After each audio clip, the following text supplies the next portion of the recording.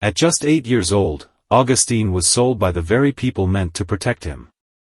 What happened next is a story of pain, survival, kindness, success, and a tragic ending that will leave you questioning forgiveness.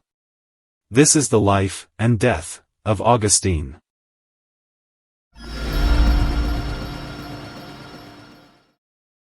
Augustine was born in Zaki Ibium, Benue State.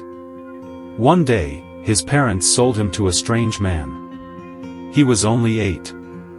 The man took Augustine all the way to Abuja and locked him inside a room. For 3 days, Augustine lived in captivity, scared, confused, and alone. But on the 3rd day, the impossible happened.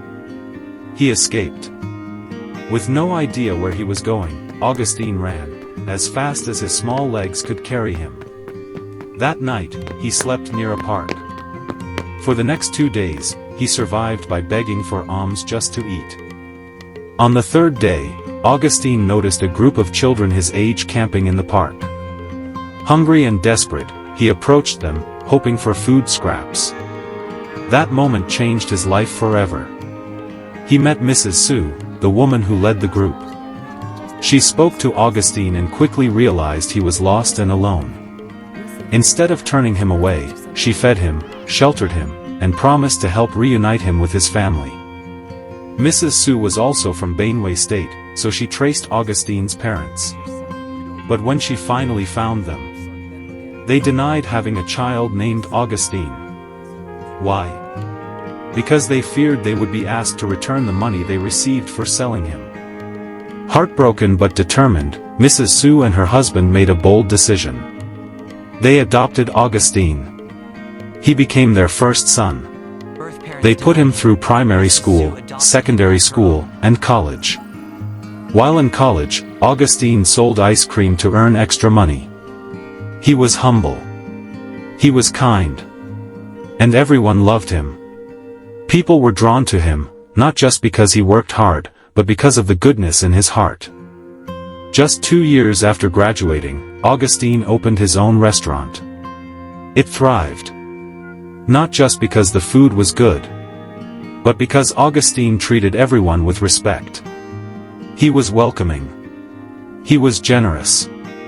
He was different. And success followed him. When his biological parents heard that Augustine had become successful, they traced him. They apologized. They gave desperate excuses for selling him. And for denying his existence. Mrs. Sue wanted nothing to do with them. But Augustine, being Augustine, forgave them. He welcomed them back into his life. It would become the biggest mistake he ever made. They quickly arranged a marriage for him with a girl from their village. They insisted one of his brothers move in with him.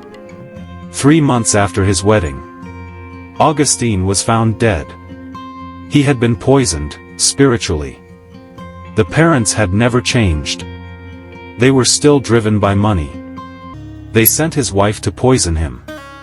They sent his brother to learn about his assets. When they believed they knew enough, Augustine was murdered. But greed blinded them. But greed is often foolish.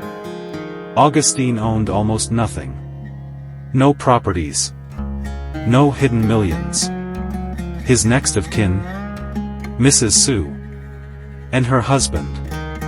Within 24 hours, his killers sold his car, sold his furniture, and ran to the bank, only to be turned away. Augustine survived abandonment, escaped captivity, rose from nothing to success, only to be destroyed by the people who should have protected him. This is the story of a great man, killed for vanity, by his own blood. Sometimes, forgiveness without wisdom is fatal. Please like, share, and subscribe.